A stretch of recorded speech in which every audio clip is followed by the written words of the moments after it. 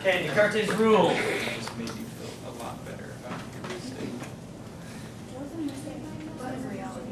This is example 52.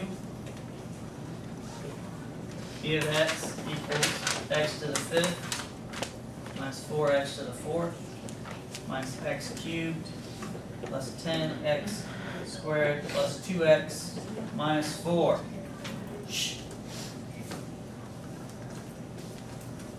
Reading left to right, how many times does the sign change? Starting with opposite. There's changes once there, twice, 3 times. 3 variations.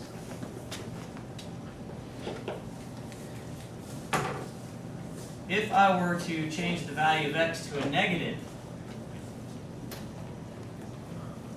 what does this become? A negative raised to the 5th power is?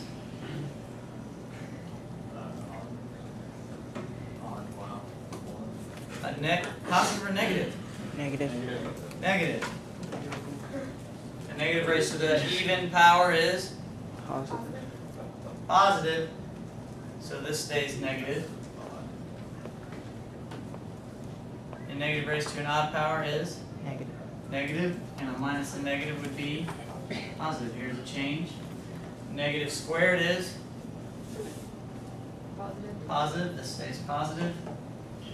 A negative times a positive here would be a negative. There's another change. And this just stays negative. So this has 2 variations. What this means is we have to have 5 zeros. Descartes' rule is just one of those things where if you look at the changes in your values from term to term, it can tell you how many positive zeros you have and how many negative zeros you have. Wait, why is the last number negative still? Because it's not multiplied by an x. It's just negative 4 in both. Okay? So it also says that it has that the 3 and the 2, both of them, it's not necessarily always 3. Sometimes we have multiplicities. So the other part of this is it's always an even amount, one even amount less than this. So it's either 3 or 1 positive zeros. It's the same thing for the negatives. We either have 2 or 0 negative zeros. It's just a shortcut to understand, not really a shortcut, but something you can use to understand if we have positive or negative zeros. We still have to have 5 zeros. I truly think it's worthless, and you only have 2 problems in your book to discuss it. So we're going to actually talk about it a little bit just in this problem. We're going to solve this. You're going to tell me what we get. All right?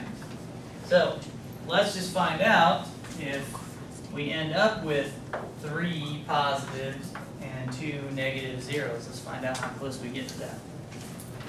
All right, so one of the zeros, you guys go ahead and put in -1 and do synthetic division right now and tell me what you get.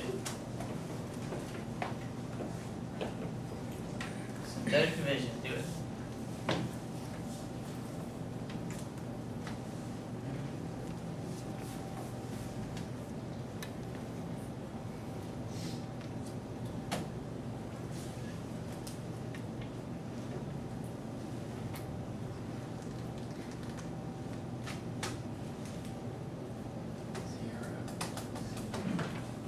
Good. Add, multiply, add again, multiply, add again, multiply. Zero. So what is this? A 1? 1x to the 4th, right? Right. Alright, so we're not done. We do know that -1 is a 0. Now put in negative, how about we put in 2. We put in 2 again with what's left, and tell me what you get.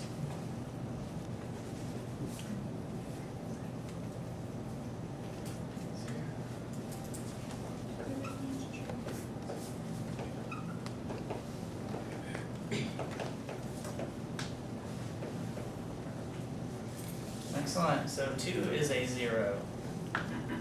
What do we have? Cube. It's a cube. Next to the third. So we're still not done. We have to keep going. And to save you time from going through all those possible zeros, right? Because you'd have to go through them all to realize, oh crap, there must be a multiplicity. Because you'd go through every zero that's left and none of them would work. And you'd have to start over again. Because it doesn't tell you if you have multiplicities. -1 is a multiplicity. You've already used it, go ahead and do -1 again.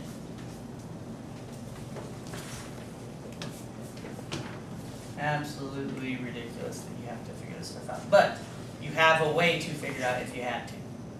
List all the possible zeros, use synthetic division and find your zeros. Okay, does it work?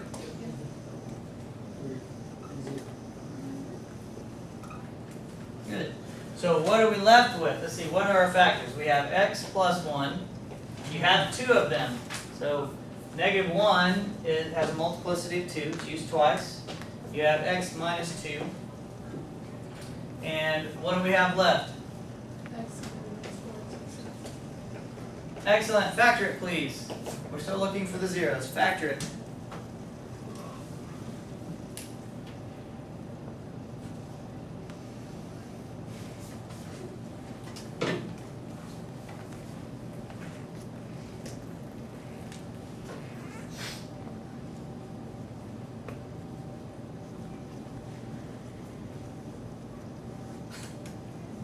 Well,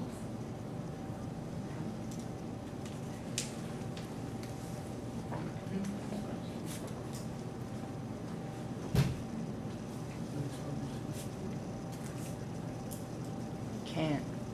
It does not factor. Yeah, the factors of 2 have to multiply to give you somehow to give you 4. Well, the only factors of 2 are 1 and 2, not 2 and 2. So you have to use a quadratic formula. Minus b plus or minus the square root of 4, b squared, excuse me, b squared minus 4 times a times c, all over 2a. Everybody do that, tell me what you get. Do not use your calculator. Simplify the radical.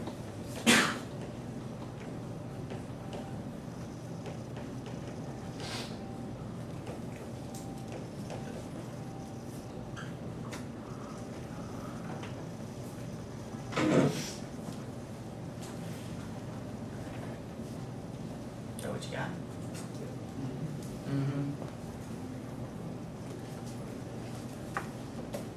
Anybody need help? Do you write the formula with the letters? Like, so they write it down.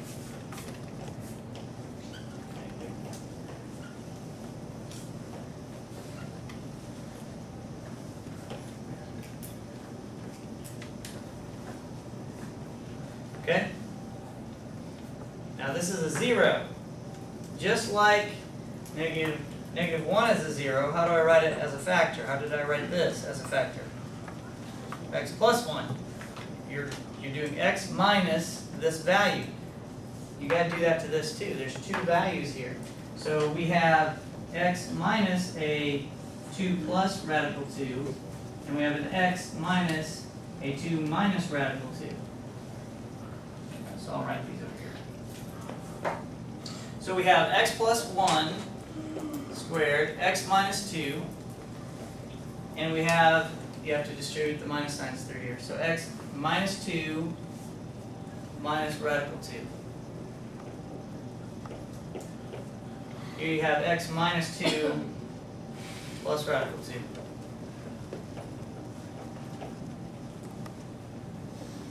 So let's just take a look at our zeros.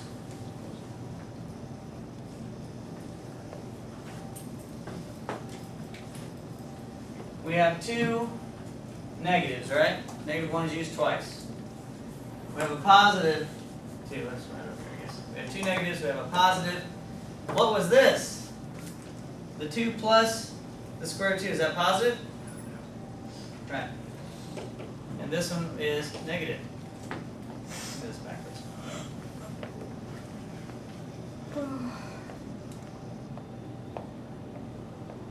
Two negatives, positive, and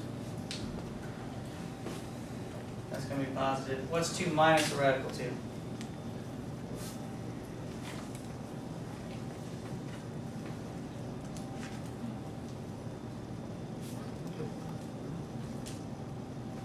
Is it positive or negative? Positive.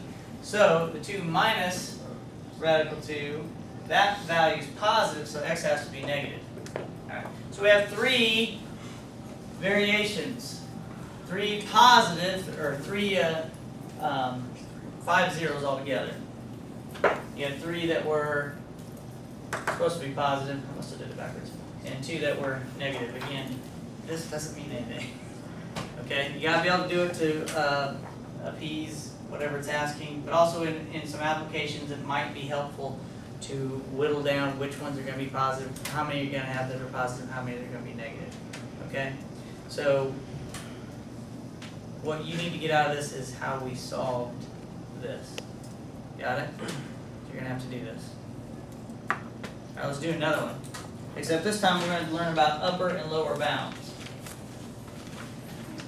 So you can title this part upper and lower bounds.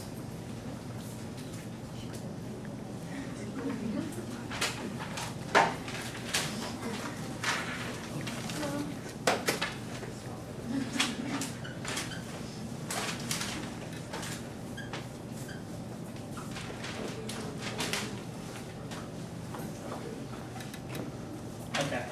Upper and lower bounds. This is going to be number 76. We used this yesterday. P of x equals 2x cubed minus 3x squared minus 8x plus 12. Again, after we're done, you'll probably think this is about worthless too. But in application purposes, it's nice to know where the bulk of your information is going to be. Upper and lower bounds means between which two x values are you going to have the majority of your graph. That's the generic way of looking at it. Okay? Let's solve this. Everybody try -2 for your synthetic division. Remember, you got to make sure all your positions are accounted for. X cubed, x squared, x, and the constant.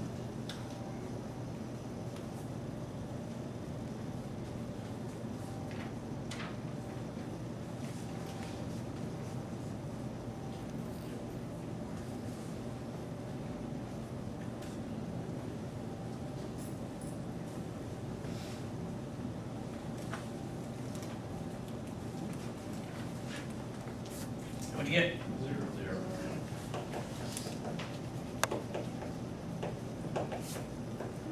Good. What's my factored form?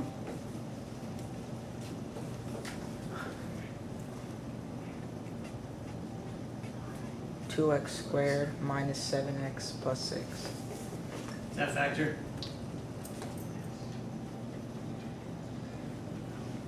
Yes.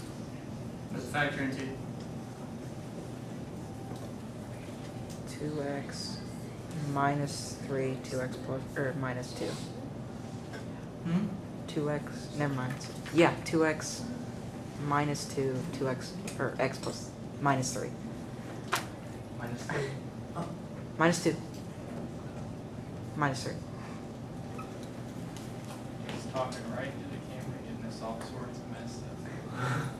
Is that right? You do it Is this right? now. Can you flip the 2 Thank you. Oh my. This is 3x, that's 4x, that gives you the 7x. You had it as 8x before. Okay? Alright. So what are my zeros? -2, 3 halves, and +2. Just kind of curious, let's graph this. Just for fun. You gotta do this on your quiz tomorrow.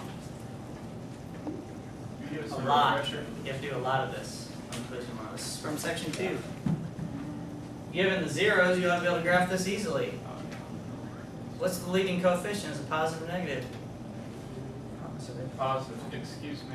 Positive I was looking 2. down there at the first number. So does the graph start down here or up above? You're supposed to know that. Down here. It's a cube, it's an odd degree. So it's gonna look something like this. Something like that. So I'm gonna start down here where my zeros are at -2, 3/2, and +2. So I'm gonna start down here and go up. Where's across the y-axis? 6.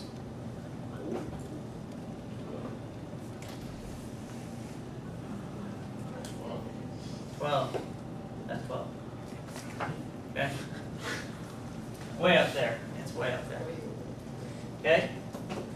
And it's got to come back down. The question is it going to go through that point? Or is it going to go and just touch it and come back and do this? Is it going to do this? No. Why not? Another 0. Because odd degrees go in opposite directions.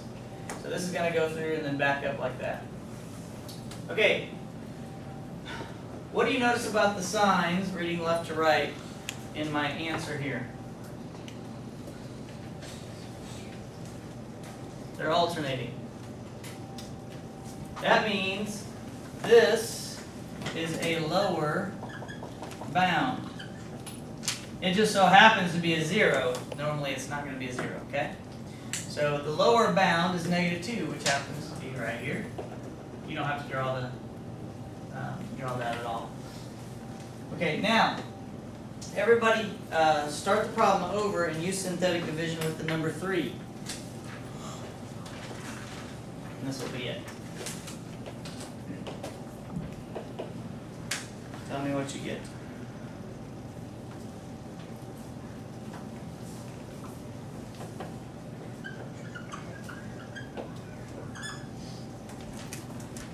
Alternating signs means you have a lower bound.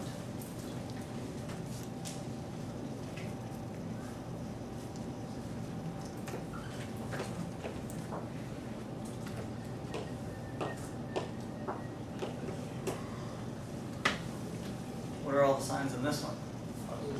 Positive. If they are all positive, this is an upper bound. It doesn't have to be a 0.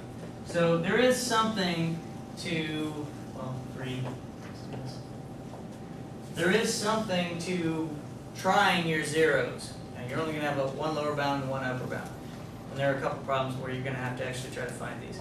Use your answer key to find out which one it is and show me your work. I want to be able, for you to be able to solve this factor completely and tell me what your zeros are. That's extremely important. I want you to be able to graph. You better be able to graph on the quiz tomorrow. Section 2 is extremely easy. Don't screw that up. Okay, now, what does the upper and lower bounds encompass in this graph?